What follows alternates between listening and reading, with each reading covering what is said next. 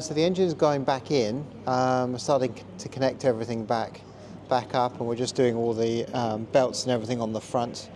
So the engine came out because it had an oil leak from the chain cover, and it wasn't running very well.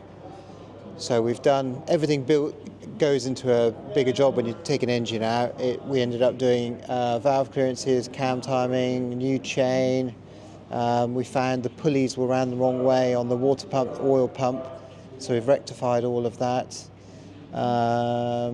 We also found the breather system in the middle of the engine there was dumping a load of rust into the sump of the engine, so that's all being rebuilt.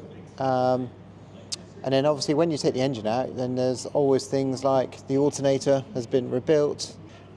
We've detailed the engine bay, and now everything is getting reconnected back up, new belts and everything on the front.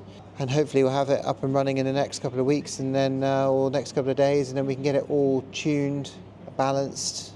We've also had all the linkage for the throttle, which is not on there yet, but all of that has been replated. All of the nuts and bolts, they've all been replated.